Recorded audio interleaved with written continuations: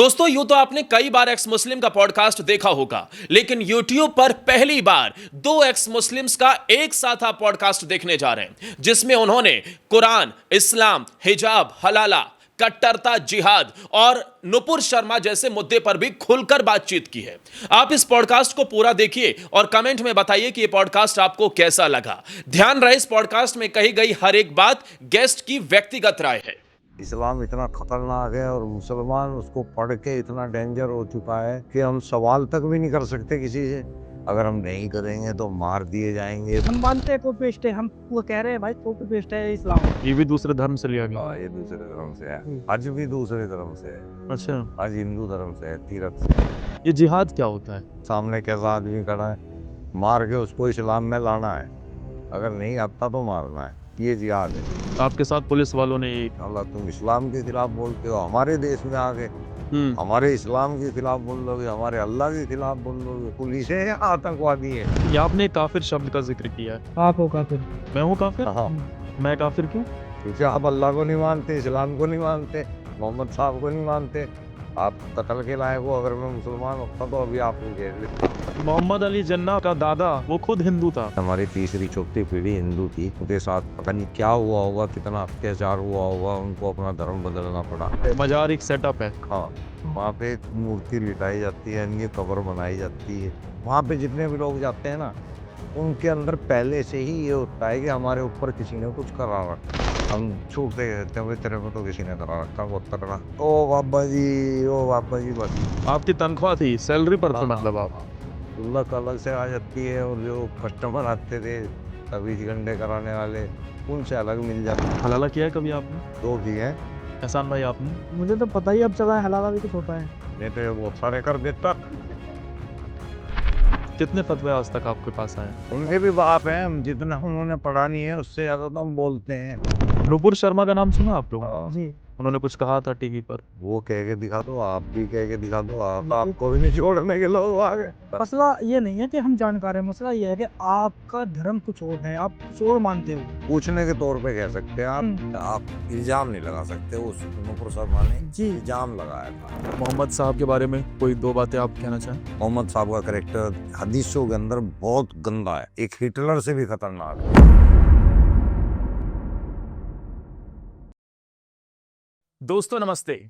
आपने इससे पहले कई बार एक्स मुस्लिम के पॉडकास्ट जरूर देखे होंगे, लेकिन आज जो आप देखने जा रहे हैं वो पहली बार हो रहा है, क्योंकि आज हमारे साथ एक एक्स मुस्लिम नहीं बल्कि दो हमारे साथ हैं, और वो ऐसे ऐसे खुलासे करने वाले हैं जो शायद आपने पहले कभी नहीं सुने होंगे। हमारे साथ एक्स मुस्लिम सलीम भाई हैं, सलीम वास्तविक देवबंदी, और एक्स मुस्लिम एहसान भाई हैं। सलीम भाई के बारे में जितना हमें पता चला कि वो कुरान को तर्जुमे के साथ पढ़ चुके हैं। इसके अलावा मदरसे में वो एक मौलाना भी रहे और मजार पर वो एक बाबा भी रहे, और इसी दौरान इनकी लाइफ में कुछ ऐसा हुआ जिसके बाद इन्होंने कुरान से और इस्लाम से दूरी बना ली। क्यों सलीम भाई, सही बात बता रहे हैं हम? हाँ, वो बिल्कुल सही है। थोड़ा सा आपने ये कह दिया कि मदरसे में मौलाना रहा, तो मदरसे में मौलाना नहीं था, मदरसे से मौलाना बना हूँ। और आगे लगभग मैं 4 साल के करीब इसमें इमामत और मजार के ऊपर रहा हूँ। हाँ। वक़फ़ बोर्ड की साइड से। तो इस्लाम को जितनी बारीकी से मैंने पढ़ा है, उस इतनी बारीकी से पढ़ने के लिए वक्त भी चाहिए और लगन भी चाहिए। ये दोनों चीज़ मेरे को मिल गई थी, वक्त भी मिल गया था और लगन मुझे थी।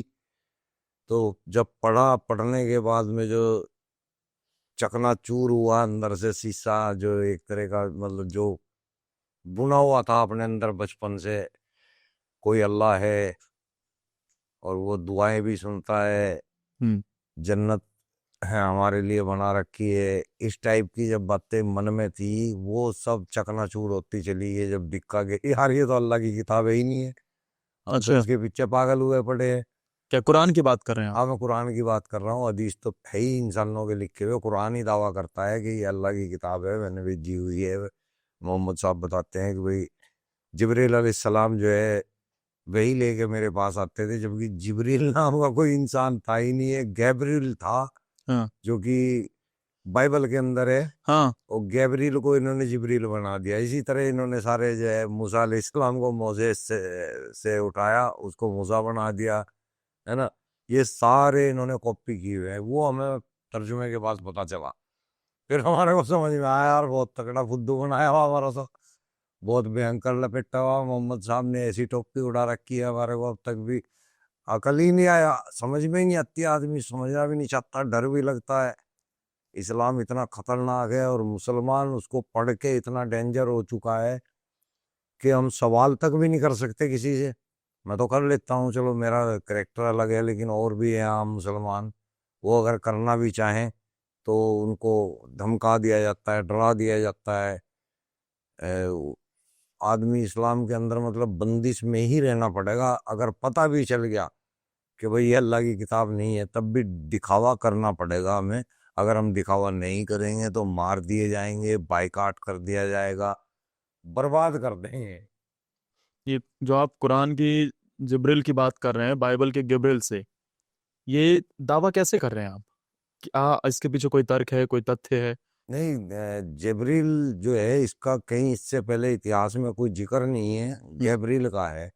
अच्छा। तो इसी तरह से ये कई नाम लिए हैं, जैसे दाऊद अलैहिस्सलाम है, वो डेविड से लिया हुआ है जो डेविड है उससे लिया हुआ है। सारे जो नबियों के नाम थे ना, ब्रह्मा से इब्राहिम लिया हुआ है। इसी तरह एक दूसरे धर्मों से जो है नाम उठा के उनको थोड़ा सा अपडेट करके एक कहानी तैयार की हुई है। ये एक मजहब जो है कहानी के ऊपर आधारित है। इसके जो करेक्टर हैं वो रियल में अगर आप उनको उनके जन्म स्थान से ढूंढना शुरू करोगे, मोहम्मद साहब से ले लेते हैं। मोहम्मद साहब 6ठी शताब्दी में पैदा हुए थे, 632 ईस्वी में। अगर आप 632 ईस्वी में सऊदी अरब के अंदर इतिहास ढूंढने चलेंगे तो वहां ना तो मोहम्मद साहब दिखाई देंगे, ना हजरत आयशा दिखाई देंगी, ना अबू बकर दिखाई देंगे, ना हजरत उमर दिखाई देंगे। लेकिन ये जो शहरों के वहाँ पे नाम है, बनु कुरैजा है, मुआविया जो लोग थे वो आज भी वहाँ मौजूद हैं, मदीना है, ये सब आज भी मौजूद हैं। लेकिन ये नाम गायब मिलेंगे इतिहास के अंदर से। मक्का खुद 8वीं शताब्दी तक मैप के अंदर नहीं था। 8 में जबकि होना चाहिए था, जब मोहम्मद साहब 6ठी शताब्दी में पैदा हो रहे हैं तो मक्का वहीं पे दिखाया जा रहा है, वहीं पे बताया जा रहा है। 200 साल तक मक्का गायब रहा मैप के अंदर, जो सरकारी मैप होता है। 8वीं शताब्दी में अचानक मैप में आ जाता है। ये सब आपने स्टडी कर रखा है? हाँ, तभी पता चला है। बिना स्टडी के तो कुछ, या तो तजुर्बा हो या स्टडी। तो हमने तो तजुर्बा भी किया है, स्टडी भी की है, तब जाके इसमें बहुत टाइम लगा है। ये सारी बातें आप सोच समझ कर बोल रहे हैं? हाँ, कोई आ गया है बड़े से बड़ा आलिम मौलवी, हमसे बहस भी कर सकता है आगे। आप भी बिठा लो बुला के 5-7 को, खर्चा देके बुला लो, अगर वैसे नहीं आते तो वैसे तो आएंगे नहीं। हमने अभी 15 मौलानाओं को चिट्ठी भेजी थी, मौलाना साद भी शामिल था, अरशद मदनी, महमूद मदनी, ओवैसी, 15 मौलानाओं को चिट्ठी भेजी 6 तारीख के लिए, कोई भी नहीं आया। सारे ठस्सा खा के बैठ गए। चिट्ठी सबको मिली। क्या तारीख, क्या 6 तारीख को क्या? 6 मार्च की, अच्छा 6 मई सॉरी। हाँ। हमने यहाँ प्रोग्राम रखा था ना डासना मंदिर के अंदर, अच्छा और उसकी चिट्ठी हमने और कई तरीके से उनको मैसेज भेजे थे। वो लोग आए नहीं, कोई भी नहीं आया उनमें से एहसान भाई, आपकी जर्नी कैसे रही? आप कैसे एक्स मुस्लिम बने? और ज़रा मुझे एक बात ये भी बताइएगा एहसान भाई, हमने हिंदू धर्म सुना है, मुस्लिम धर्म सुना है, ईसाई सिख सुना है, लेकिन ये एक्स मुस्लिम टर्म क्या है? और आप लोग एक्स मुस्लिम कैसे बने, क्या है ये ज़रा बताइए हमारे दर्शकों को। एक्स मुस्लिम का क्या है सर, मैं बताऊंगा। ये कोई धर्म नहीं है, ना ही कोई आइडियोलॉजी है, ना ही कोई ऐसी चीज़ है कि भाई ये पहले से चलती आ रही है। ये हमें मिलती है ऐसे, जैसे कि एक इंसान इस्लाम में पैदा हुआ, बचपन से परिवार के अंदर रहा, और फिर उसने कुछ ऐसी चीज़ें देखी इस्लाम के अंदर। मसलन जैसे कोई आदमी, बच्चा पढ़ता है स्कूल में और उसको कुछ क्वेश्चनों के जवाब नहीं मिलते, तो वो उस्ताद से पूछता है, उस्ताद उसको ये कह दे कि भाई तू ऐसे ही पढ़ ले, ऐसे ही ठीक है, इनका कोई मतलब नहीं बनता तेरे लिए, हम काफ़ी हैं समझाने के लिए। तो उस बच्चे के दिमाग पे क्या असर पड़ेगा? वो सोचेगा या तो फिर मुझे समझाया नहीं जा रहा, या फिर ये खुद समझ रहे हैं, उसका फ़ायदा उठा रहे हैं। तो यही चीज़ें हमारे साथ हो रही हैं जो एक्स मुस्लिम कहलाया जाता है, कि जैसे कि ये माना जाता है कि हमने इस्लाम छोड़ दिया, जबकि ऐसा नहीं है। हम इस्लाम को नहीं छोड़ते, इस्लाम हमको छोड़ता है। वो कैसे कि हम कुछ कमियां देख रहे हैं इसके अंदर, अपने अनुसार के हमें वो कमी लगती है, उनके मुताबिक, आलिमों के मुताबिक वो कमी नहीं है। लेकिन हम कहते हैं भाई अगर आपको कमी नहीं लगती और हमें कमी लग रही तो हमें समझाओ, फिर हमें समझाओ उन चीज़ों को, हम समझना चाहते हैं ताकि इस्लाम को कोई ना छोड़े, हम भी ना छोड़े। क्या कमी लगती है आपको कमी इस्लाम में? जैसे कि कुरान के अंदर है कि भाई ये जो है 14 ये हजारों साल पुराना मजहब है या धर्म है, कुछ भी है, हमें वो हमें नहीं लगता कि वो पहले से ही है। क्यों नहीं है? कि कुरान से पहले 3 किताबें और आई हैं, तौरात, ज़बूर, इंजील। उसमें ना तो इस्लाम है, ना मोहम्मद साहब हैं, ना ही अल्लाह है। अच्छा, जी। और सबसे पहला इंसान जो आदम अलैहिस्सलाम कहलाया जाता है, कुरान में आदम है और उससे पहली किताबों में उसका कोई जिक्र नहीं है कि वो पैदा हुआ था या नहीं हुआ था, वो नबी था या नहीं था। इस चीज़ का यानी कुरान के अंदर जो कैरेक्टर बताए गए हैं, वो पहली किताबों में कहीं नहीं है। इसलिए हमें लगता है कि आदम भी चुराया गया, वो एडम जी, ईव, एडम ईव, हाँ, उससे आदम ले लिया, एडम से आदम बना दिया। ये सब सब कॉपी कॉपी। पेस्ट है। इसमें हम नहीं, हम मानते हैं कॉपी पेस्ट है, हम वो कह रहे हैं भाई कॉपी पेस्ट है इस्लाम। तो वो कहते हैं नहीं ऐसा नहीं है, वो बहस बहस करते हैं हमारे स्ट्रीम पे वैसे, लेकिन सामने आके जवाब देने की हिम्मत नहीं है, नहीं देते हैं। वो कहते हैं कि अगर आप इन चीज़ों में पढ़ोगे तो आप गुमराह हो जाओगे। हम कहते हैं कि अगर हम गुमराह हो जाएंगे तो फिर तुम गुमराह क्यों नहीं हुए? आप कामयाब हैं, लोगों को समझा रहे हैं, अच्छी चीज़ें बता रहे हैं, तो आप गुमराह क्यों नहीं हुए? अब जबकि हम अब गुमराह हो रहे हैं क्योंकि आप हमें जवाब नहीं दे रहे। क्या उम्र है एहसान भाई आपकी? मेरी सर लगभग 39 साल की उम्र है। आपने कुरान पढ़ी है? जी, मैं हाफ़िज़ रह चुका हूँ 22 साल पहले, और मस्जिद में मैं इमामत भी की है। आपको ऐसा क्या लगा कुरान में कि अब आपको आप ऐसा लगा कि इसमें कुछ खामियां हैं या फिर ये चीज़ें सही नहीं है, जिसे आपने पूछने की कोशिश की? जी, जी, जी। मैं कई सवाल है मेरे ज़हन में, जैसे कि 6 साल की उम्र में अल्लाह के रसूल की शादी हुई हज़रत मोहम्मद सल्लल्लाहु अलैहि वसल्लम की, हज़रत आयशा से 6 साल की उम्र में शादी, और 9 साल की उम्र में उनकी रुखसती हुई। रुखसती का मतलब वही होता है कि उनके साथ संबंध बनाए जाते हैं। उस रात को यानी 9 साल की उम्र में संबंध बनाए गए। एक डाउट ये था, इसके बारे में सभी पूछते हैं लेकिन आज तक किसी को जवाब नहीं मिला है। वो कहते हैं कि उस टाइम पे ये वो मैच्योर हो जाती थी या उसकी उम्र कुछ और थी। बहुत से आलिम कहते हैं अपनी जान बचाने के लिए कि वो 18 साल की थी, ऐसी थी, वैसी थी। लेकिन हकीकत ये है कि वो 6 साल की उम्र थी जब उनकी शादी हुई, और 9 साल की उम्र में उनकी रुखसती हुई, बाकायदा संबंध बनाए गए। एक तो ये है। दूसरा कि सबसे बड़ा पॉइंट हमारा ये है कि हम कहते हैं कि आप किसी भी सवाल का जवाब ना दें, सिर्फ एक सवाल का जवाब दें, तो हम वापस आने के लिए तैयार हैं। जैसे कि एक औरत थी अल्लाह के रसूल के ज़िंदगी में, वो क्या थी कि राजा मुकोकिस नाम का एक इजिप्ट का राजा था। उसने नबी मोहम्मद के कुछ कारनामों से खुश होकर एक लड़की गिफ्ट की थी।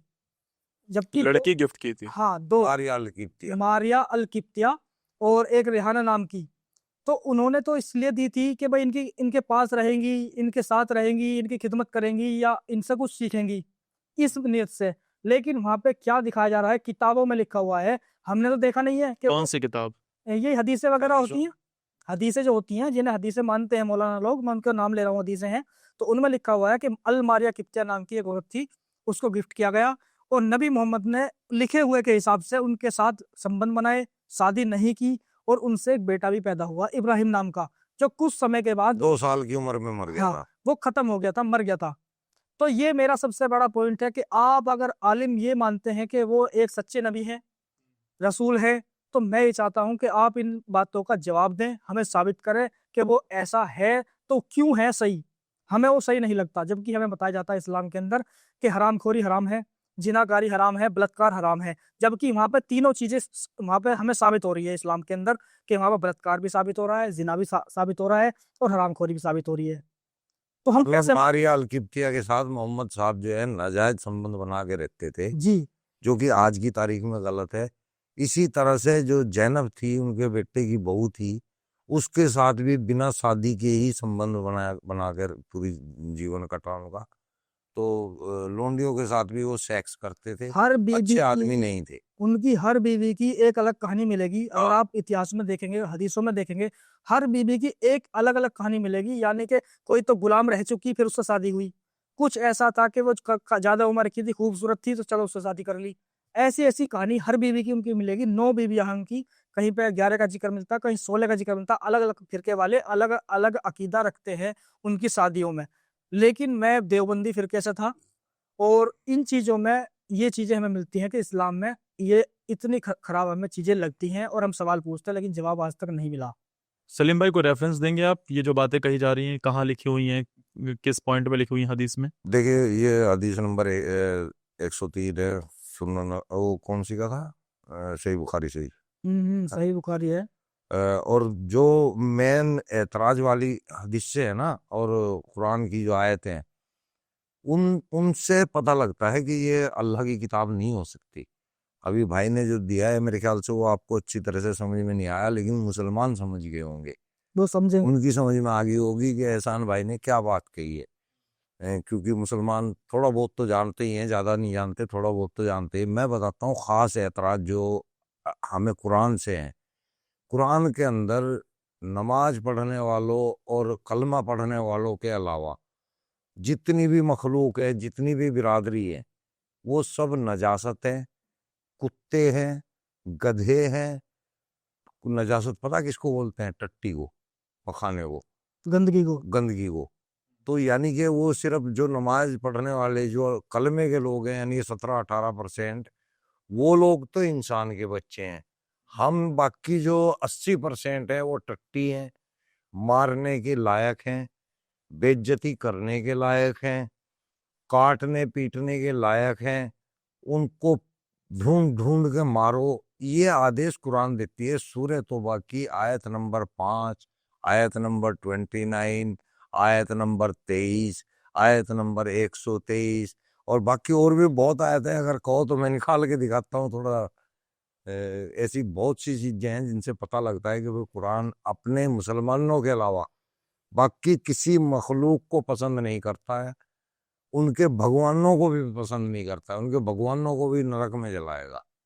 तो ये बातें कोई अल्लाह तो नहीं कह सकता, कोई तानाशाह आदमी कह सकता था, और वो मोहम्मद साहब थे, उन्होंने कहा है। उन्होंने ही अल्लाह का नाम यूज करके कुरान तैयार करा है।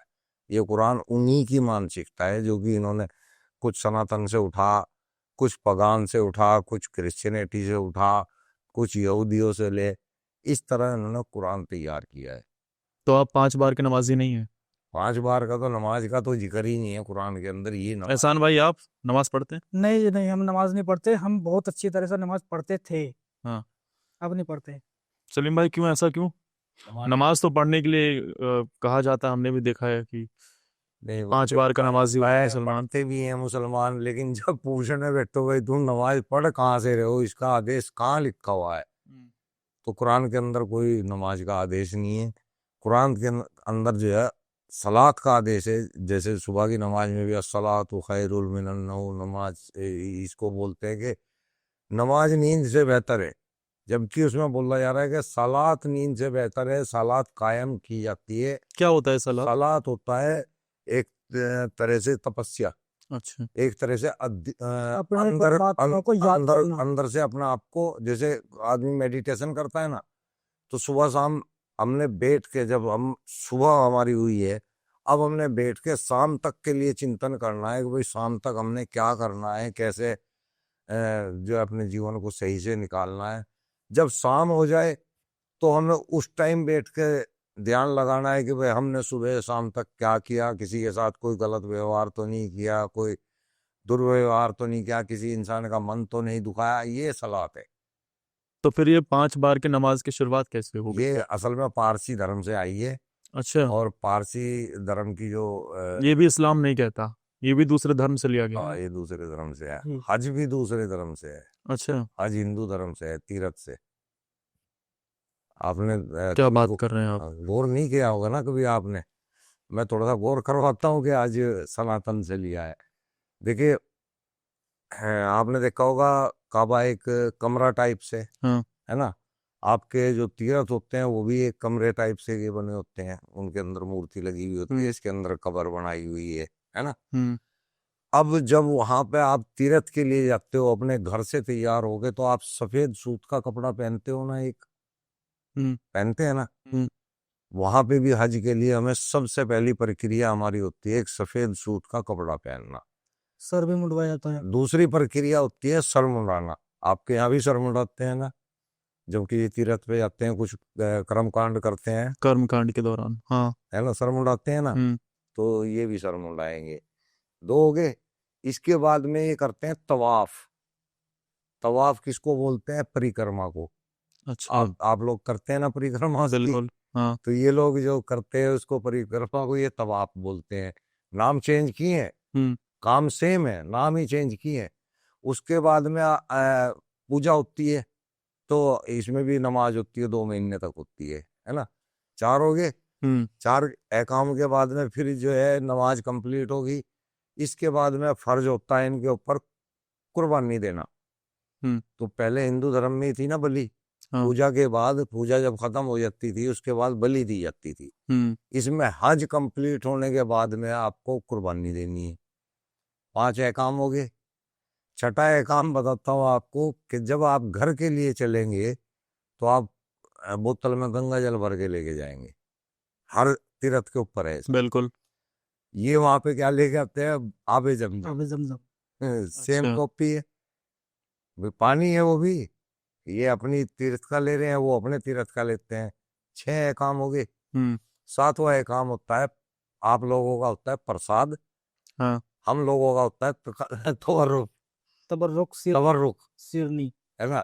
शिरनी अलग चीज होगी, तवर्रुक शिरनी पीर पीर के मजार पे मिलेगी। कहते हैं कोई कोई हाँ, सिरनी। तवर्रुक बोलते हैं, और आप लोग बोलते हैं उसको प्रसाद। अच्छा। सातों चीज सेम होगी। हम्म घर आगे ये कह रहे हैं हज्जी हैं, आप कह रहे हैं हम तीर्थ से आए हैं। कोई फर्क हुआ है? बिल्कुल। तो आप हज नहीं गए कभी? नहीं, मैं तो जाना कर गया नहीं कभी। जाएंगे? मैं काहे को जाऊंगा वहां? क्या हाँ, अगर जाऊंगा भी तो हाजी भाग जाएंगे मेरे को देख मौका के। अगर मिला तो हम घूमने के लिए जाएंगे, लेकिन अगर हम वहां चले गए ना हाँ। तो शायद हम वापिस ना आए, क्योंकि हमें जानते हैं लोग। और ये जो सऊदी में भी हमारे को बहुत सुनते हैं ना। जी जी लेकिन सऊदी का मुसलमान भारत के मुसलमान से क्या शायद वो इतना कट्टर नहीं है।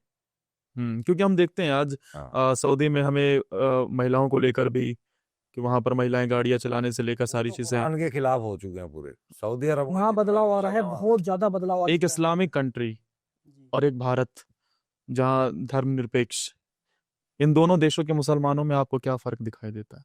एक सऊदी के सऊदी के मुसलमान और भारत के। हाँ। देखिए, भारत का मुसलमान तो हिजड़ा है।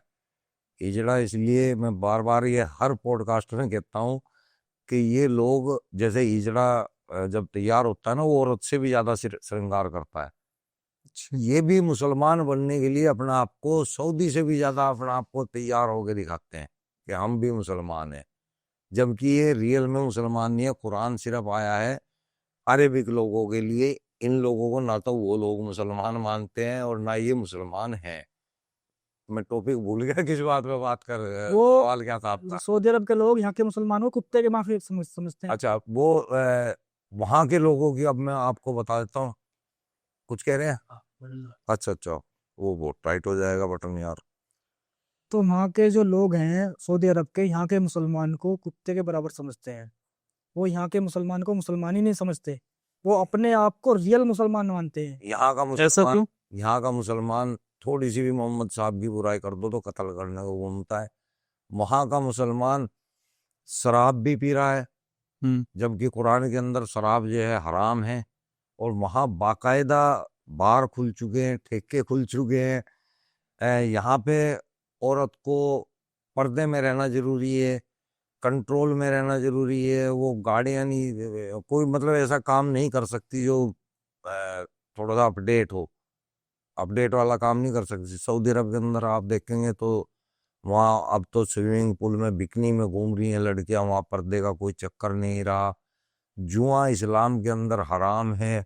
वहां पे कैसीनो खुल चुके हैं, खुलेआम जुआ चलता है सऊदी अरब के अंदर। मैं वहां के मुसलमानों की बता रहा हूँ। इस्लाम के अंदर म्यूजिक और वीडियोग्राफी यानी कि तस्वीर कसी, ये सब हराम है। वहां पे सिनेमा हॉल खुल चुके हैं। हम्म तो वो वाकई में जो सऊदी असली मुसलमान है, उन लोगों ने कुरान को फॉलो करना छोड़ दिया, क्योंकि उनको पता लग गया है कि कुरान हमें कामयाबी से रोक रहा है।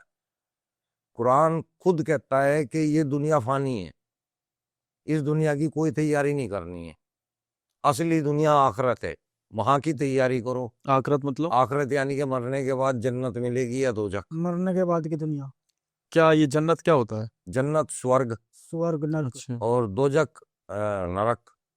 तो स्वर्ग के लालच बताए गए हैं, जैसे कि LIC वाले बताते हैं ना मरने के बाद इंसान को फायदे, ऐसे ही इस्लाम बताता है मरने के बाद के फायदे। काफी बार ये सुना गया है कि ये कहा जाता है कि आपको जन्नत नसीब होगी, आपको वहां पर 72 हूरें मिलेंगी। ये 72 हूरों का सच क्या है? अच्छा, अगर आप मान लीजिए, मैं ही मान लेता हूँ, चलो मैं अगर 6 साल का बच्चा हूँ हम्म और मेरी मौत होगी, तो मैं वहां 72 रहूंगा, क्या करूँगा? अचार गिरूंगा? 6 साल का बच्चा क्या करेगा? अगर मान लो मैं 80 साल का होके मरता हूँ, तो मेरी तो सारी नसें मर चुकी होंगी ना 80 साल के अंदर। तो मैं 72 का क्या करूंगा? और 72 को मेरे साथ क्या मिलेगा? और अब ये भी सवाल है कि मान लीजिए हमने इस्लाम को छोड़ दिया है, तो अब हमारे हिस्से की 72 किसके हिस्से में अच्छा जाएंगे? सर, मैं एक बात कहूंगा इसके इसके ऊपर, कि जैसे कि मुल्ला मौलवी ये बताते हैं कि भाई आप जब अगर इस दुनिया से जाते हैं और आप अच्छे इंसान बन के जाते हैं, अल्लाह के मुताबिक बन के जाते हैं, जो अल्लाह ने कहा है वो काम करके एक बंदा जाता है मर के इस दुनिया से, और वहां जाने के बाद उसको जन्नत मिलेगी। और जन्नत क्या है? जन्नत में जैसे कि उसको कहा जाएगा कि तू अब जन्नत में जा, तेरा ये इनाम है। और उसका इनाम क्या है सर? उसमें सबसे पहले किताब में भी अगर हम देखते हैं और मुल्ला मौलवी भी अगर बताते हैं, तो उनकी जबान पे एक चीज जरूर आती है, 72 हूर मिलेंगी। जबकि हम अगर सवाल रख रहे हैं, तो उनके अपोजिट ये हमें समझाने के लिए क्या कहते हैं कि जन्नत में खाली हूरें नहीं है, उसमें बहुत सी चीजें हैं, वो चीज नहीं बताते ये एक्स मुस्लिम।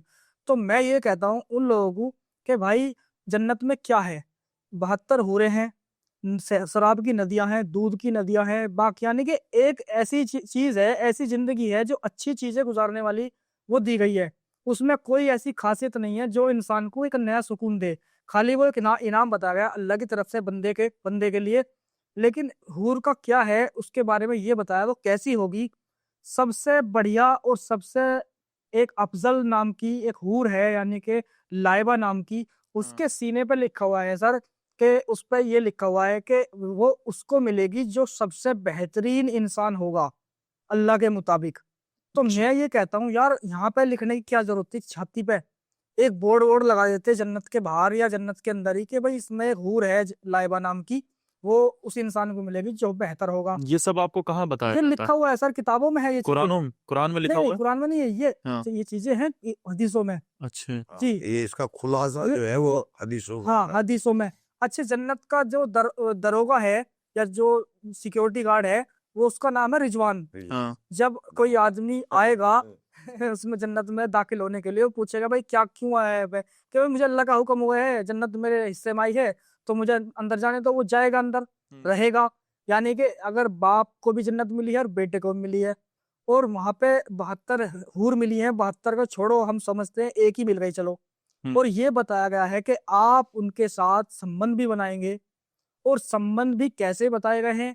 कि यानी कि जैसे एक टुकड़ा इंसान रोटियां खाता है, तो उसको जो स्वाद आया, और अगला टुकड़ा जो खाएगा उससे डबल स्वाद उसको उसमें मिलेगा। तो ऐसी संबंध बनाने का मसला बताया हूर के साथ। यानी आप जो अब संबंध बनाएंगे, वो जो मजा अलग होगा, और जो अगली बार बनाएंगे वो उससे डबल गुना होगा, यानी हजारों साल तक उसके साथ आप सेक्स करते रहेंगे।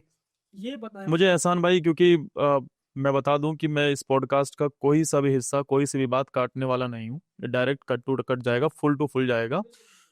तो मुझे जरा ये भी बताते चलिएगा कि इसमें क्या रेफरेंस आप दे रहे हैं। आप ये जो बातें कह रहे हैं, इसके पीछे का क्या तथ्य है?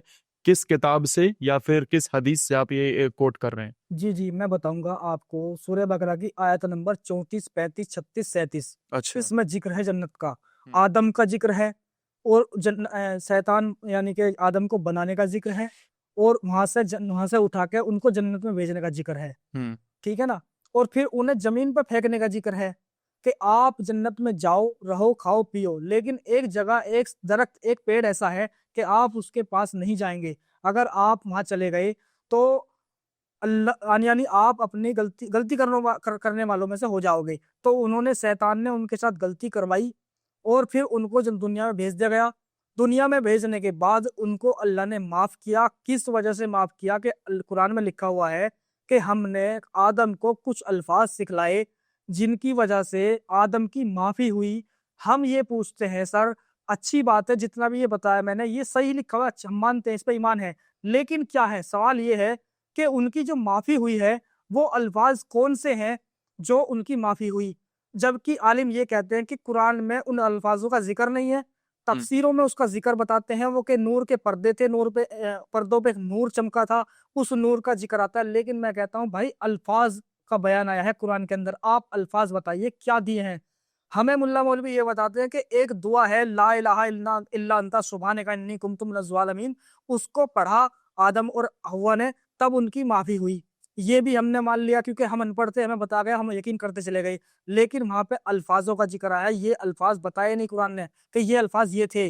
दूसरी बात, एक एक तबका ये बताता है कि जब पहला इंसान यानी आदम को बनाया गया और उसके अंदर रूह नहीं थी, ताकत नहीं थी उठने बैठने की, तब अल्लाह ने उसके अंदर रूह फूकी और अरसे इलाही है, यानी कि एक वो होता है जिससे कि टेंट वगैरह होता है, एक एंटर करने के लिए मेन गेट होता है, उस पर लिखा हुआ था कि ला इलाहा इल्लल्लाह मुहम्मदुर रसूलुल्लाह।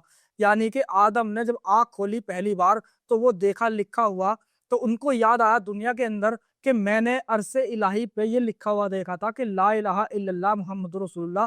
तो उनको ख्याल आया कि मैं आज अल्लाह से ये दुआ करता हूँ कि मैं मोहम्मद के सदके में मुझे माफ कर दे। तो अल्लाह पूछता है कि तू वो कौन है, मोहम्मद कौन है, तू कैसे जानता है मोहम्मद को? तो वो कहता है कि या अल्लाह, मैंने मोहम्मद को नहीं देखा, हाँ। नहीं मुझे पता है वो कौन है, लेकिन जिस हस्ती का नाम तुझसे जुड़ा हुआ है वो आम हस्ती नहीं है, तो मैंने यही सोचा कि उस हस्ती के सदके में तू मुझे माफ कर देगा। तो अल्लाह कहता है कि जा, मैंने मोहम्मद के नाम पे तुझे माफ कर दिया। ये अकीदा है मुसलमानों का और उन आलिमों का जो हमें बताते हैं, समझे। हकीकत ये है कि ये इन चीजों का कोई हकीकत हदीसों में या कुरान में नहीं है बिल्कुल भी। ये झूठ बोला गया है, ये झूठा इस्लाम पेश किया है इन मुल्ला मौलवियों ने हमारे सामने। जबकि अल्लाह खुद कहता है कि जो इंसान, जो मुसलमान, जो आलिम इस्लाम में बढ़ा चढ़ा के बातें बताएगा, सबसे पहले पकड़ अल्लाह के यहाँ उसी की होगी, वो दो जग में पहले जाएगा। वो पहले जाएगा। एक चीज और, यही बात जो अभी बताई थी, ला इलाहा इल्ला अंता सुब्हानका इन्नी कुन्तु मिनज़ ज़ालिमीन, ये आदम अलैहिस्सलाम ने पढ़ा। अच्छा। आदम अलैहिस्सलाम आए अब से कोई कितने हजार साल पहले आए होंगे। सोचो, जो पहला इंसान था कितने साल पहले आया है। तब अरेबिक लैंग्वेज थी, कितना बड़ा सवाल है। अरेबिक लैंग्वेज मेरे ख्याल से ज़्यादा 2,500 या 3,000 साल पुरानी है, इससे ज़्यादा पुरानी नहीं है मेरे ख्याल से। हो सकता है ज़्यादा हो, 4-5 हजार साल पुरानी हो सकता है। लेकिन 4-5 हजार साल पहले क्या पहला आदम अलैहिस्सलाम आया था? जिस वक्त आदम अलैहिस्सलाम आया उस वक्त तो अरब लैंग्वेज ही नहीं थी। तो ये ला इलाहा इल्ला अंता सुब्हानका इन्नी कुन्तु मिनज़ ज़ालिमीन, ये कौन सी लैंग्वेज में पढ़ा था एहसान भाई, ये बताओ मेरे को। ये हमें बताते हैं ना मुल्ला मौलवी। और दूसरी बात, ये जो दुआ है ना, ये जो दुआ है ला इलाहा इल्ला अंता सुब्हानका इन्नी कुन्तु मिनज़ ज़ालिमीन, ये हकीकत में किस नबी के लिए आई थी? यूनुस अलैहिस्सलाम को, जिसने मछली ने पेट में निगल लिया था। ये दुआ उन्होंने पढ़ी थी, तब मछली के पेट के अंदर ये आग भड़की थी। यानी कि ये गर्म दुआ है, जो इसको पढ़ता है उसको गुस्सा चढ़ता है, यानी कि जिस नियत से उसे पढ़ता है उसमें वही असर करता है वो चीजें। ये अकीदा है। गोबर नहीं चढ़ता, मैं बेटे बेटे ने कितनी पढ़ता था ला इलाहा इल्ला अंता सुब्हानका, ये बताते नहीं होता है। ये हमें कुछ नहीं हुआ इसका ऐसा महसूस, जी बताते हैं ऐसा। तो ये दुआ उस नबी ने पढ़ी थी, तब जब उस मछली के अंदर आग सी गर्मी महसूस हुई तो मछली ने उनको निगल दिया था। ये दुआ उन्हों के लिए बताई गई है, आदम के लिए भी बताते हैं, ढकोसला करते हैं मुल्ला मौलवी जो बताते हैं। सलीम भाई, यही जन्नत के लिए, यही 72 हूरों की जब बात आती है तो इससे पहले एक शब्द सुनाई देता है, वो जिहाद। और बड़े पैमाने पर खास तौर पर पाकिस्तान से जो भारत के अंदर दहशतगर्द भेजे जाते हैं, उनका माइंड वॉश करके कुछ उन्हें ऐसी ही तस्वीरें उनके मन में गढ़ी जाती है। ये जिहाद क्या होता है? जिहाद कुरान से ही आया है, और ये जिहाद उसको कहते हैं जो इस्लाम के लिए, इस्लाम को फैलाने के लिए लड़ाई करता है, उसको मुजाहिद बोला जाता है। अच्छा। मुजाहिद जिहाद से लिया गया है।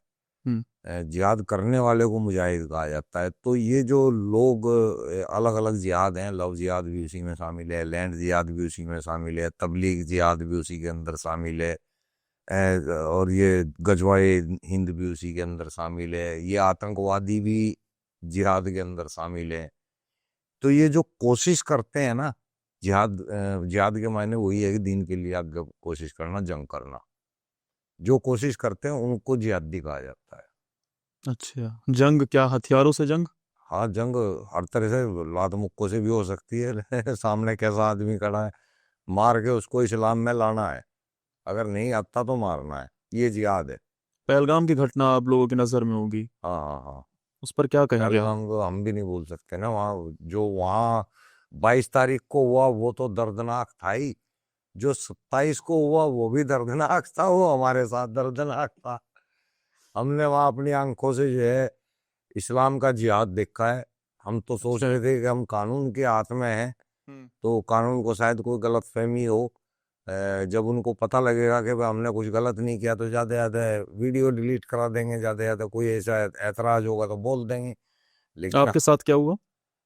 हम चूंकि वीडियो हमारी जाती हैं तो कश्मीर में भी जाती है हमारी वीडियो, हम कश्मीर में भी फेमस हैं, और वहाँ के बहुत लोग जो है हमारे को देख के इस्लाम छोड़ रहे हैं। अच्छा। इस चीज़ का पता वहाँ की पुलिस को भी था।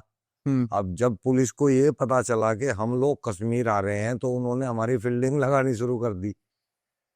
अब 2 दिन तक तो हम घूमते रहे, हम तो कोई बचने की कोशिश ही नहीं, हम तो हम हाउस बोट ले रखी थी, बुक कर रखी थी, उसमें रह रहे थे हाँ, डल झील के अंदर। ये पहलगाम की घटना के बाद की बात है। हाँ हाँ जी हाँ। अच्छा हम वहाँ गए थे ना उस घटना को कंडेम करने के लिए, कि प्रोटेस्ट के लिए तो गए थे। अच्छा। प्रोटेस्ट के लिए। तो हम ऐलान करके गए थे कि हम भी आ रहे हैं, हमारा भी गला काटो को किसने काटना है। अच्छा। तो वहाँ की पुलिस ने हमारे को अरेस्ट कर लिया और उठा के जो पल्ला पल्ली हुई हमारे साथ के, तुम इस्लाम के खिलाफ बोलते हो, हमारे देश में आके हमारे इस्लाम के खिलाफ बोल लोगे, हमारे अल्लाह के खिलाफ बोल लोगे, मुर्तद हो, सालो काफिर हो। पुलिस का तो मतलब ही नहीं बनता ना ये चीज। हम ये सोच रहे कि ये पुलिस है या आतंकवादी है। आपके साथ पुलिस वालों ने? जी जी। हाँ, तो अब चल रही है उनकी बढ़िया रेल है। हमने तो जो है बाइकआउट कश्मीर का रखा है, और हमारे जितने भी फॉलोवर हैं सब ने बाइकआउट कश्मीर का रखा है। जब तक वो 3 थाने सस्पेंड नहीं होंगे तब तक हम हर वीडियो में उनका जिक्र करते रहेंगे। जी जी। ये आपने काफिर शब्द का जिक्र किया है, ये क्या होता है? आप हो काफिर। मैं हूँ काफिर? हाँ, मैं काफिर क्यों? क्योंकि आप अल्लाह को नहीं मानते, इस्लाम को नहीं मानते, मोहम्मद साहब को नहीं मानते, आप कत्ल के लायक हो। अगर मैं मुसलमान होता तो अभी आपको घेर लेता।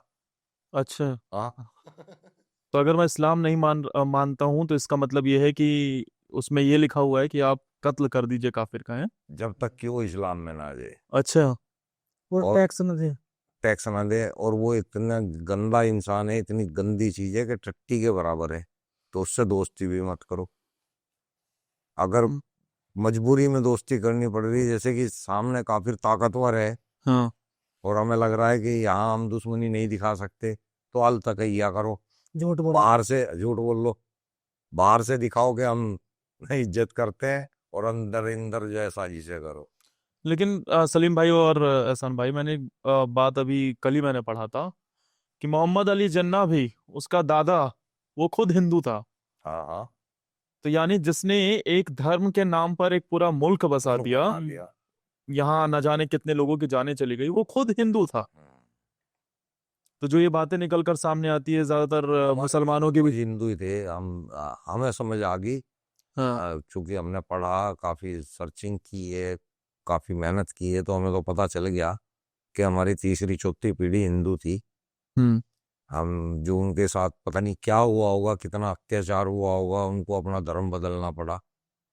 आज हम आज़ाद हैं, अपने ऐसे देश के अंदर हैं कि हम इस्लाम को छोड़ सकते हैं, लात मार सकते हैं, तो हमें छोड़ देने चाहिए। ये हमारा कर्तव्य मैं नहीं है, एक ये बात विदेशी कहता कर्तव्य है। हूँ हाँ। ज्यादातर उन मुसलमानों के लिए जो आम मुसलमान है, अगर आप उनके साथ मिलकर रहते हो, अच्छी बातें करते हो, विचार अच्छे रखते हो उनके सामने, तो सब कुछ तुम्हारे साथ रहेंगे, खाएंगे पिएंगे, सारे काम करेंगे।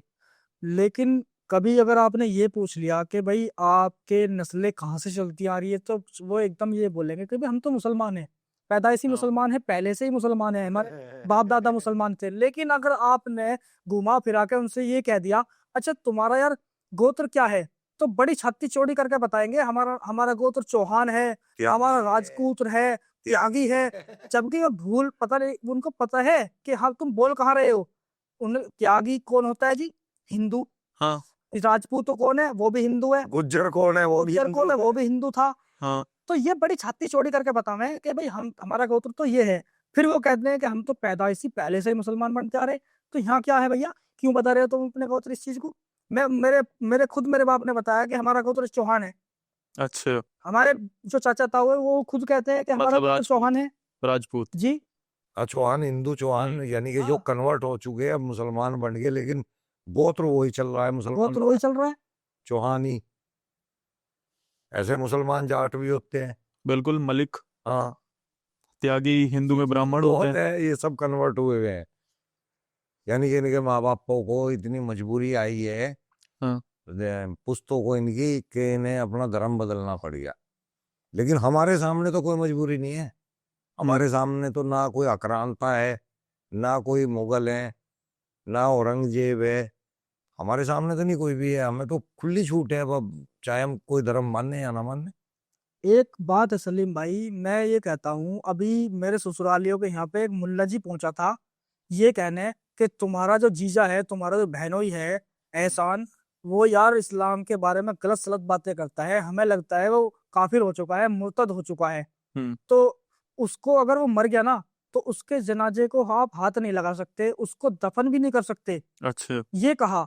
तो हमारे जो ससुरालिया थे उन्होंने कहा जी ठीक है, कोई बात नहीं, अगर इस्लाम इसकी इजाजत देता है, वो छोड़ो, वो तब की बात तब की है जब वो मर जाएगा।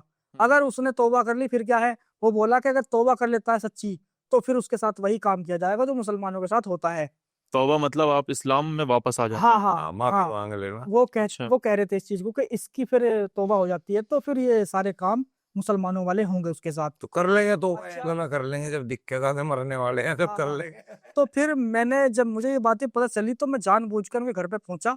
मैंने कहा भाई, वो मस्जिद का आलिम मुफ्ती आया था, उसने कुछ बातें रखी तुम्हारे सामने। उन्होंने कहा छोड़ो यार, वो अपनी जैसी कर रहा था, तुम अपनी जैसी कर रहे हो। मैं कहा नहीं, उसको बुलाओ मेरे सामने, मैं उससे एक सवाल पूछता हूँ कि अगर मेरे जनाजे की नमाज नहीं हो सकती, तो भाई एक बात बताओ, अल्लाह के नबी ने, हजरत मोहम्मद सल्लल्लाहु अलैहि वसल्लम ने ऐसा क्या गुनाह किया था जो उनके जनाजे की नमाज नहीं पढ़ी गई? किसी इंसान ने उनके जनाजे की नमाज नहीं पढ़ी, हम्म। और कहते हैं कि फरिश्तों ने उनकी नमाज पढ़ी है। क्या फरिश्ते देखे हैं किसी ने घर में घुसते हुए या नमाज पढ़ते हुए? और 3 दिन तक भाई साहब बिना दफनाए वो घर में लेटे रहे। उनकी जो पता भी डेड नहीं चला कुछ डेड लोगों बॉडी को। थी, 3 दिन तक ऐसे ही पड़ी रही। अच्छा। उनकी क्या गलती थी, क्या ऐसा गुनाह किया था जो उनके साथ ऐसा हुआ? और उनके मरते ही मुसलमानों में तिफरके शुरू हो गए। तिफरके मतलब भेदभाव, कि भाई अब जिम्मेदार कौन बनेगा नबी के बाद, इस्लाम को लेके आगे चलने वाला कौन बनेगा, यानी आपस में लड़ने लगे। ये क्या था, ऐसी क्या शिक्षा थी नबी मोहम्मद की कि उनके मरते ही लोग आपस में लड़ने के लिए तैयार हो गए? यहाँ से एक सीख और मिलती है कि इतना बड़ा पैगंबर, आखिरी पैगंबर, उसकी मौत कितनी दर्दनाक है, कितना तड़प तड़प के मर रहा है। वो जहर उसने खाया हुआ है, जबरदस्ती खिलाया था उसको, मतलब किसी ने गोश्त में। ये सब बातें लिखी हुई हैं। हाँ, ये सब हदीसों के अंदर बयान है, सारा मोहम्मद साहब के किस्से सारे बयान है। अच्छा। कितनी दर्दनाक मौत मरा है अगला, 3 दिन तक ऐसे ही पड़ा हुआ, लोगों को यही नहीं पता कि भाई पैगंबर साहब मतलब इस तरह मरे पड़े हैं। 3 दिन में तो आदमी में बदबू आने लगती है, सड़ने लगता है। जबकि उस टाइम पे कोई फ्रिज भी नहीं था, फ्रिज भी नहीं था। फ्रिज भी नहीं थे। भाई अगर बर्फ में दाबते तो समझो चलो बदबू नहीं हुई। भाई किसी अच्छे आदमी की ऐसी मौत नहीं हो सकती, किसी पैगंबर की ऐसी मौत नहीं होनी चाहिए। अगर कोई खुदा है और वो उसका खास पैगंबर है, तो मौत अच्छी आनी ये चाहिए। लिखा हुआ है सर, इसलिए हम गुमराह हैं उनके हिसाब से, और हम कह रहे हैं इनके जवाब दो, हम गुमराह नहीं होंगे। तो आप दुनिया को बदलने चल रहे हैं। हम आपके हमने अपने आप को बदला है। बस हाँ। हम अपने तजुर्बे बता रहे हैं, जिसने बदलना हो बदल लो। हम्म। हमें कोई वो नहीं है कि बदलो ही बदलो। बस हम अपनी कोशिश कर रहे हम हैं अपने घर वालों पे ताकि जोड़ने कल देते। को हमारी नस्लें ये ना कह सके कि सालों कुछ लोगों को पता चल चुका था, उन्होंने फिर भी हमें नहीं बताया। तो हम अपनी कोशिश कर रहे हैं, बता रहे हैं। लोग बदल रहे हैं, बहुत अधिक मात्रा में बदल रहे हैं। आप कौन सा धर्म मानते हैं? कोई धर्म मानते हैं या नास्तिक हैं आप? मानव धर्म। मानव धर्म। आप भी नास्तिक हैं?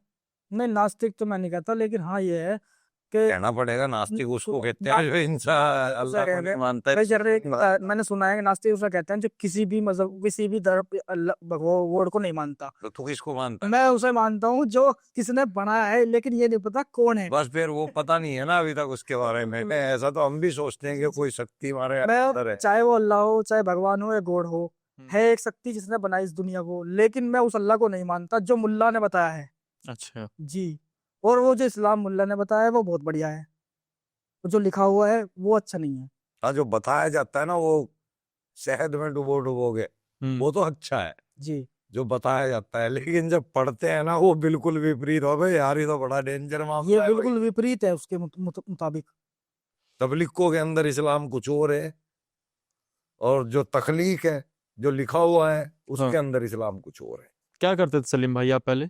मैं तो मौलवी था, और मैं तो जो है वक्फ बोर्ड में भी रहा हूँ मुलाजिम, इमाम भी रहा हूँ, मजार के ऊपर खादिम भी रहा हूँ।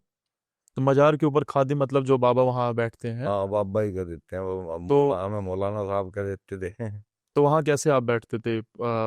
मतलब कि आपके पास कोई शक्ति थी या फिर, क्योंकि ऐसी जगहों पर हमने देखा है कि अक्सर लोग उन्हें बहुत पूजनीय मानने लग जाते हैं, तो वहाँ आप कैसे बैठते थे? क्या ड्रामे करने आपको पड़ते सैलरी ये मिलती वहाँ थी? पे ये सिस्टम है, देखो ये दुकानदारी है एक तरह की। यहाँ पे ये स्टूडियो है, पूरा एक सेटअप है। हाँ।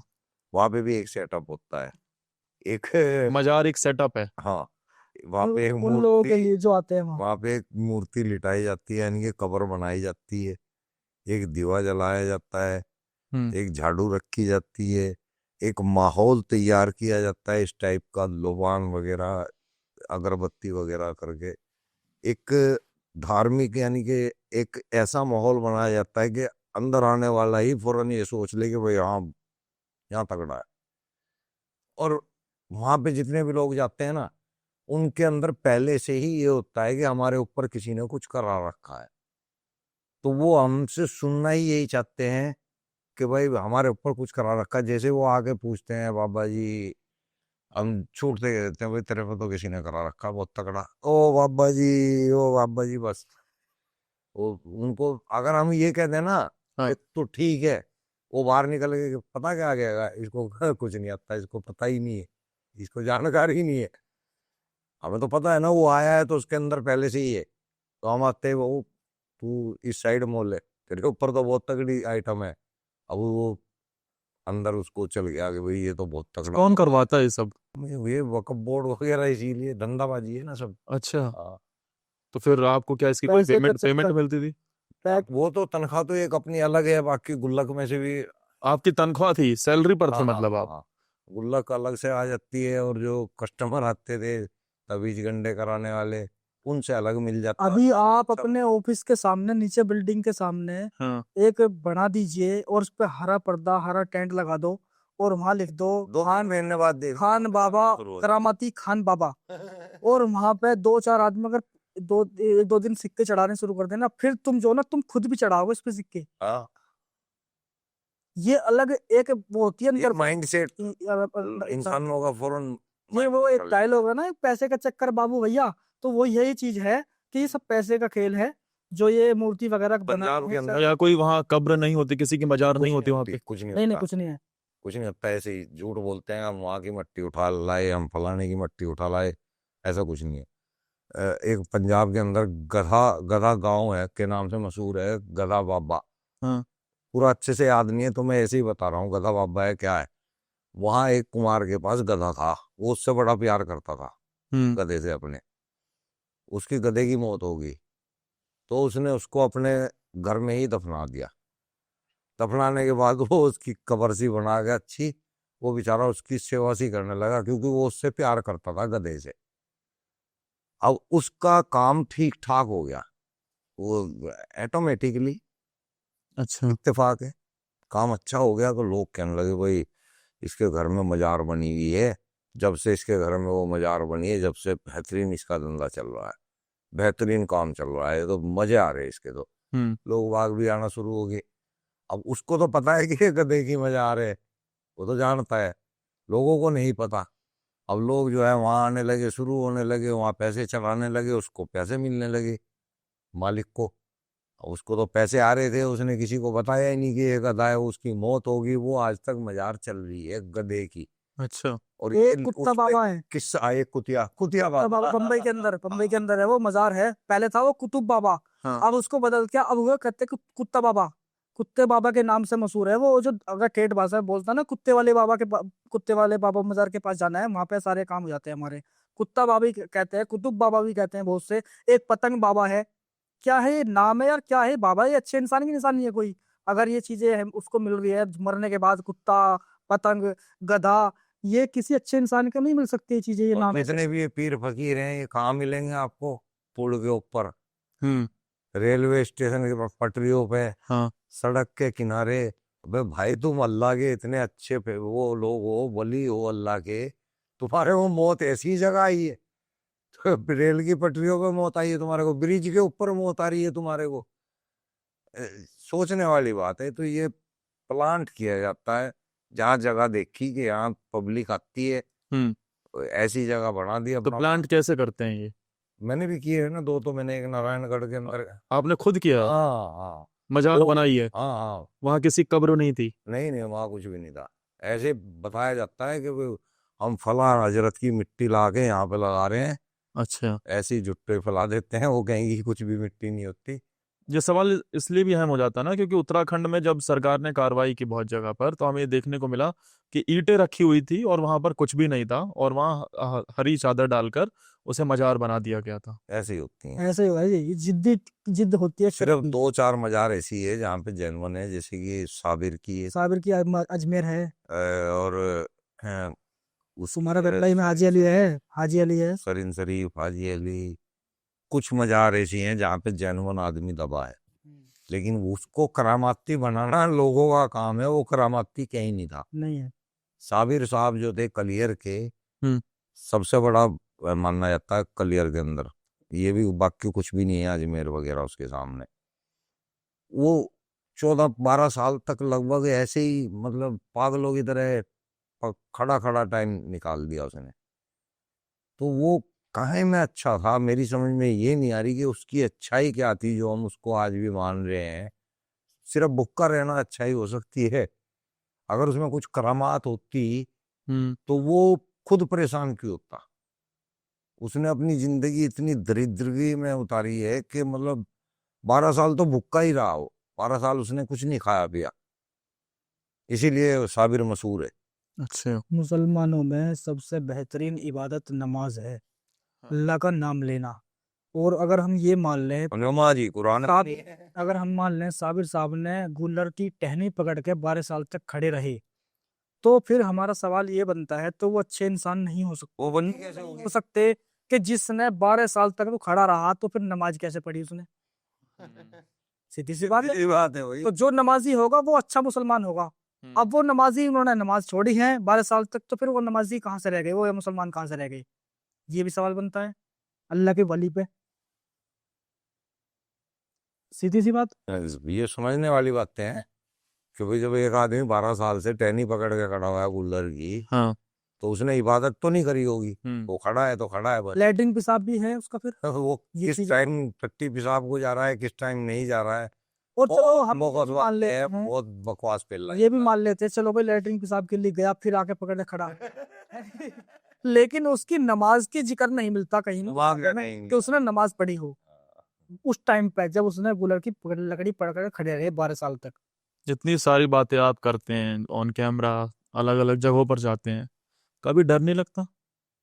रास्ते में क्या शेर खड़े हैं जो डरेंगे? नहीं सर, डर का तो हम मानते हैं कि देखो ये डरने वाली चीज ही नहीं है। हम जो सच बोलना तो बोलना है ना। हम बता रहे किताबों से, नहीं अपने घर से। हमारे घर का दीन नहीं है ना, इस्लाम हमारे घर में पैदा हुआ, समझे ना। हमारे सर पे रखा हुआ टोकरा, कोई कोई यूं टोकरा है इसमें इस्लाम रखा हुआ है, ऐसा कुछ भी नहीं है। सिर्फ पढ़ा है हमने, और अब पढ़ रहे हैं, देख रहे हैं इस्लाम में लिखा हुआ क्या है, और सच्चाई बता रहे हैं। जो कि इन लोगों को बुरा लग रहा है कि हम यहाँ, हकीकत में मुसलमान को ये मतलब ही नहीं है कि तुम नमाज पढ़ो या मत पढ़ो, अल्लाह को मानो या मत मानो। हाँ। दिक्कत ये है कि हम वीडियो क्यों बना रहे हैं। हाँ, दिक्कत लोगों को ये है कि हम लोगों को बता क्यों रहे हैं। अगर हम नमाज ना पढ़ते ना, हमसे किसी को कोई दिक्कत नहीं थी। बिल्कुल। अच्छा। हम अगर अल्लाह को भोंकते रहते, जितना मर्जी गालियां देते रहते, अपनी दुकान पे बैठ के, अपनी जगह पे बैठ के, कोई हमें कुछ नहीं कहने वाला था। मुसलमानों को दिक्कत ये है कि हम लोग पब्लिक को बता रहे हैं और हिंदुओं को बता रहे हैं, सभी धर्मों के लोग सुन रहे हैं, उससे क्या हो रहा है, इस्लाम की बेइज्जती हो रही है। वो उन्हें चुप रहा लगता है ऐसा, वो जबकि चुप हम रहा कहते हैं हाँ। ये बेइज्जती नहीं है। है भाई, है बेइज्जती है, नहीं, तुम्हारी बेइज्जती लिखी हुई है साली, वहां हम क्या हाँ करें, ठीक है, वहां लिखा हुआ है। बिल्कुल, वो उनका उन्हें लगता है ऐसा कि ये बेइज्जती कर रहे हैं, लेकिन भाई तुम बेइज्जती को होने से बचाओ ना, फिर बड़े बड़े आलिम बैठे हो। आओ जवाब दो। अभी 6 अप्रैल का 6 मई में रखा था टाइम, हमने इसका अनाउंस भी किया था अपने चैनल पे हमने, तो उसमें कहा भी था कि भाई 6 तारीख में आओ और हम भी बैठेंगे, मैं खुद बैठूंगा, सलीम भाई हैं और भी एक्स मुस्लिम आएंगे, हम बात रखेंगे, आप जवाब दो, हम वापस आएंगे तुम्हारे साथ, तुम्हारे हाथ में पकड़ के कलमा तो पड़ेगा। अब तो आपकी ये पूरी कम्युनिटी बन गई होगी, एक्स मुस्लिम साहिल और एक्स मुस्लिम करीम, इन सबको सुन देखा है आपने, इनसे कभी मुलाकात हुई है? हाँ, हाँ। आपस में एक दूसरे जी, से जी, जुड़े हुए हैं किसी ना किसी मिलते से। हैं। हम्म। नुपुर शर्मा का नाम सुना आप लोगों ने? हाँ, जी, उन्होंने कुछ कहा था टीवी पर। और वो कह के दिखा दो, आप भी कह के दिखा दो, यही आपको भी नहीं छोड़ने के लोग आ गए।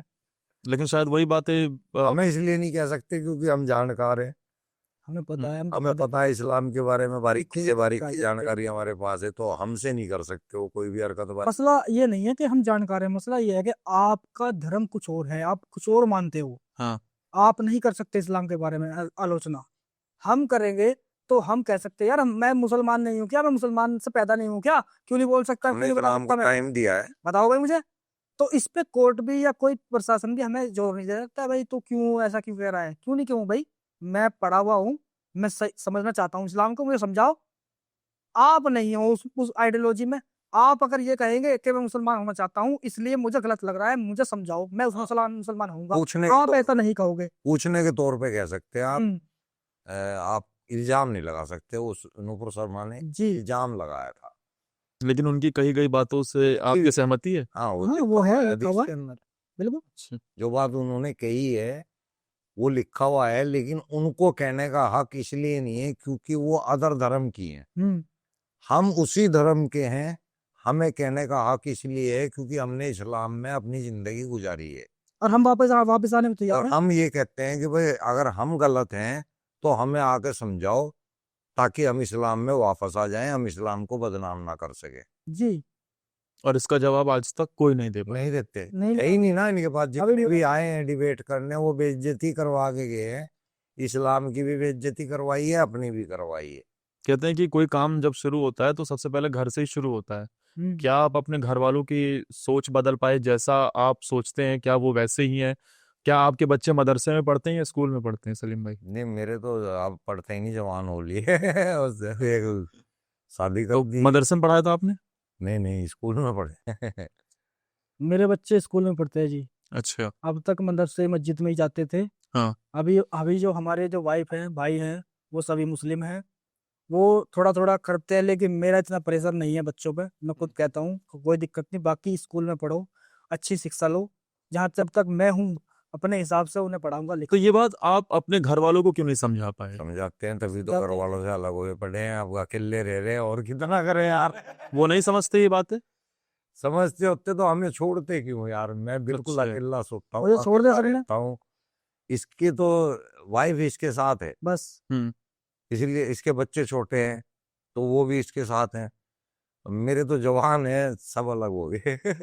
सलीम भाई, मैंने कुछ वीडियोस देखी थी, जिस इलाके में आप रहते हो वो पूरा मुस्लिम बाहुल है? टोटल पूरा, जी, हाँ पूरा। जी, 100% मुस्लिम। सलीम भाई और मैं दोनों लगभग 1-1.5 किलोमीटर का फर्क है, हाँ। पूरा कट्टर मुस्लिम एरिया है, कोई वो नहीं है कि, लेकिन हम ये समझते हैं कि हम कुछ गलत नहीं कर रहे, हम लोगों को समझाने का काम कर रहे हैं। यही चीजें मैंने कुछ मोहल्ले वाले के जो हमारे हैं आसपास में मस्जिदों में आलिम थे, उनको जब मेरी वीडियो देखी उन्होंने, हाँ। तो उन्होंने मुझसे कहा कि हम आपसे बात करना चाहते हैं, घर भी आए थे वो, तो मैंने उनसे कहा आप बात करेंगे या बहस करेंगे, तो उन्होंने कहा हम दोनों करेंगे। तो जब मैंने उनके सामने कुछ हदीसें रखी कुरान की, यानी कि कुरान की आयतें भी रखी और हदीसें भी रखी, तो वो बौखला गए और गुस्से में आ गए और ये कहा कि ठीक है तुम गलत बोल रहे हो, हम इसका जवाब लेकर आएंगे और तुम्हें बताएंगे। मैं कहा भाई खाली यही जवाब नहीं है, और भी सवाल हैं। कह रहे सब बताओ। मैं सब नहीं, पहले इनके जवाब दे दो, आगे फिर रखूंगा, तुम पागल हो जाओगे, इतने सवाल हैं। तो मैंने सवाल रखे, कुरान की सूरह बकरा की 222 आयत है, उसमें क्या कहा है अल्लाह ने अपने नबी के लिए कि ए नबी, जो लोग आपसे पूछने आते हैं आप उनसे कह दो कि जो औरतें होती हैं नापाक की हालत में, यानी कि माहवारी के दिनों में वो नापाक होती हैं, उनके पास ना जाया करें। यानी उनके साथ ना खाएं, ना पिए, ना बैठे, ना लेटे। मतलब ये होता है ये कि अल्लाह कह रहा है। उनसे दूरी बना कर रखनी है। क्या अल्लाह सही सही ये कहता कि उनके साथ संबंध मत बनाओ या सेक्स ना करो? ये बताएगा तभी मुसलमान मानेंगे कि वो सेक्स ही था, जबकि अल्लाह वहां पे कह रहा है कि उनसे दूर रहो, उनसे दूरी बना के रखो, वो नापाक की हालत होती है। ये कहा अपने नबी के लिए, ये बातें नबी पे भी लाजिम होती हैं और मुसलमान जो नबी को नबी मानते हैं, इस्लाम को मानते हैं, उनके लिए भी है। लेकिन हम देखते हैं सही बुखारी की हदीस नंबर 299, 300, 301, 303, 304, ये हदीसें हैं, हदीसें नंबर हैं ये। उनमें अल्लाह के रसूल अपनी बीवियों के साथ खा भी रहे हैं, पी भी रहे हैं, लेट भी रहे हैं, एक ही बर्तन में एक साथ बैठ के गुस्ल भी कर रहे हैं, यानी कि नहा भी रहे हैं। ठीक है जी। ये चीजें यहाँ से साबित नहीं होती, यानी अल्लाह कह रहा है उनसे दूर रहो, उनके पास ना जाओ। मतलब दूर रहो, उनके वो पास ना जाओ। अब कह रहा है जब हैज का वक्त आ रहा हो, हाँ। यानी कि जिस वक्त माहवारी का वक्त हो जी। रखो, हाँ। तो तुम लोग उनके नजदीक मत जाओ, ये अच्छा। कुरान कह रहा है। हाँ। लेकिन यहाँ मोहम्मद साहब हैज के वक्त में ही अपनी बीवी के गोद में सर भी रख के लेट रहे हैं, और भी उनके साथ क्या क्या करते होंगे, फिर गुस्ल कर रहे हैं। गुस्ल यानी कि सेक्स के बाद जो नहाने की प्रक्रिया होती है, अच्छा। वो दोनों इकट्ठे होकर कर रहे हैं, यानी कि आयशा भी और वो भी। तो वो खुद कुरान के खिलाफ। एक ही बर्तन से वो नहा रहे हैं। अच्छा, इसमें अगर ये कहते हैं मुल्ला मौलवी कि भाई वो सेक्स नहीं कर रहे थे या संबंध नहीं बना रहे थे, तो मैं उनसे एक बात कहता हूँ यार, वहां पर लिखा हुआ है, हजरत आयशा कह रही है कि मैं गुसल कर रहे हैं दोनों, यानी कि नबी मोहम्मद भी और आयशा भी एक ही बर्तन से गुसल कर रहे हैं। छोड़ो, हम ये कहते हैं कि एक साथ नहीं कर रहे, अलग अलग ही कर रहे हैं। गुसल उसके लिए होता है जो इंसान नापाक हो जाता है, यानी जो मतलब मनी वगैरह निकल जाती है इंसान की अपनी इच्छा के अनुसार, उसको गुस्ल करना वाजिब होता है। तो इच्छा से हो या संबंध बना के हो, हाँ। जब निकल गई तो उस पर गुस्ल वाजिब हुआ, यानी गुस्ल उसको करना पड़ेगा, नहाना पड़ेगा, पाक करना पड़ेगा अपने आप को। और वहां नबी भी अपने आप को पाक कर रहे हैं और वो भी पाक कर रही है, बीवी उनकी, जबकि बीवी का पाक होना सही नहीं है क्योंकि वो माहवारी के दिनों में है। अच्छा। माहवारी के दिनों में गुस्ल नहीं हो सकता, हो जब नहीं सकता। नहीं हो सकता। और जब वो समय निकल जाएगा 4-5 दिन का, तब वो गुस्ल करेगी, तब वो पाक होगी। उसके बीच में सिर्फ वो गुस्ल तभी करेगी जब वो सेक्स करेगी। तो मतलब ये हुआ कि नबी मोहम्मद ने उनके साथ संबंध भी बनाए। मतलब अल्लाह के खिलाफ काम कर रहे हैं वो, ऐसा 2 जगह बताया है कुरान में, जहाँ और दुनिया को ये पढ़ाया गया है कि ऐसा नहीं करना है। दुनिया को ये पढ़ाया जाता है कि ऐसा नहीं करना ऐसा है नहीं आपको। करना।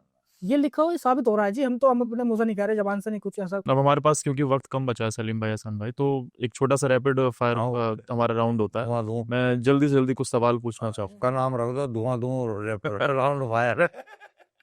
सलीम भाई, हलाला किया है कभी आपने? 2 किए हैं। उस वक्त तो सवाब मान के किए हैं, अब पता लग रहा है बुरा काम है। एहसान भाई आपने? नहीं नहीं, मुझे तो पता ही अब चला है हलाला भी कुछ होता है। नहीं तो ये बहुत सारे कर देता। क्या मदरसे में कट्टरता भी सिखाई जाती है? हाँ बिल्कुल बिल्कुल, ये कट्टरता ही है, सिखाई जाती है। जो दूसरे इंसानों को बुरा समझते हैं, ये कट्टरता ही है मेरे हिसाब से। कोई घटना जिसने आपकी आंखें खोली हो कि शायद यहाँ रहना या फिर इसे मानना सही नहीं है? हाँ, मेरी तो एक घटना है, उसको मैं बहुत जगह जिक्र कर चुका हूँ। मजार पे ही था, एक औरत के साथ मैंने बदसलूक की, यानी कि उसको ठगा था हम्म। पैसे से। वहीं से मेरी आंख खुली थी, तब से मैंने जो है ये सब कुछ छोड़ दिया है। आपके साथ कोई घटना? क्योंकि नहीं। ऑफ कैमरा सलीम भाई ने ये बताया था कि वो पहले आपको मारने के लिए, आप उनको मारने के लिए गए थे सलीम भाई को। हाँ हाँ। वो ऐसा ही है जैसे बताया सलीम आप भाई ने। बताइए जरा एक मुझे बार बड़ा अपने। गुस्सा आता था, तो मैं इन्हें, हालांकि मैं औरों की वीडियो देखता था, उनकी बातें मुझे समझ में नहीं आती थी, जो एक्स मुस्लिम है साहिल एडम ये, क्योंकि वो इंग्लिश में बोलते हैं और उनकी लैंग्वेज भी कुछ अलग थी। लेकिन ये ऐसे मिले जो मेरे ही इलाके के थे और वही जैसी मेरी लैंग्वेज है ऐसी इनकी थी, तो इनकी बातें मुझे समझ में आती थी। तो मैं कहता था यार ये बंदा मुझे मिल जाए ना, तो मैं चाहे कुछ भी हो, मैं इसकी गलती फेल दुआ इसको। मारूंगा मैं इसको। अगर ये मुझे मिल जाता है। तो एक दिन इनका नंबर मुझे मिल गया, तो मैंने कहा भाई आप सलीम जी बोल रहे हैं? तो ये बोले हाँ हाँ मैं सलीम बोल रहा हूँ, बताओ क्या बात है। मैंने कहा वो ही हो क्या जो वीडियो बनाते हो इस्लाम के खिलाफ? इन्होंने कहा हाँ मैं खिलाफ का तो मुझे पता नहीं, लेकिन मैं बनाता हूँ। मैंने कहा भाई मुझे मिलना है तुमसे। इन्होंने कहा स्वागत है, आजा मेरे पास। हाँ। बाकी आज तक किसी एक्स मुस्लिम के पास कोई मुल्ला मौलवी गया नहीं है, लेकिन मैं गया। बैठ के इनके साथ बातें की, इन्होंने मुझसे कहा ले भाई पानी पी ले, मैंने कहा मैं तुम्हारा पानी नहीं पी सकता। अच्छा हाँ जी, तुम काफिर हो, मैं नहीं पीऊंगा पानी तुम्हारा, मैं तुमसे सिर्फ मिलने के लिए आया हूँ, तुम्हारे सवालों पे बात करने आया हूँ। अगर सब साबित नहीं हो तो तुम इस्लाम कबूल करोगे, और नहीं मानोगे तो फिर वो मैं अंदर से मेरे अंदर क्या है वो मैं समझ मैं कर लूंगा काम। हाँ यानी कि वो इच्छा थी कि मैं इसे खत्म करूंगा। अच्छा तो बातें हुई, हाँ मैंने कहा अगर मैं हार जाता हूँ तो तुम्हारा पानी भी पीऊंगा, तुम्हारा नाश्ता भी करूंगा और हाथ भी मिलाऊंगा, सारे काम करूंगा। फिर तो मैं हार गया भाई, वो हार क्या बातें नहीं बता पाया मैं उनको, तो इनका पानी वगैरह नाश्ता वगैरह मैं करके आ गया वहां से। लेकिन फिर अपने आलिमों से मिला मैं, आलिमों ने मुझे जवाब नहीं दिए।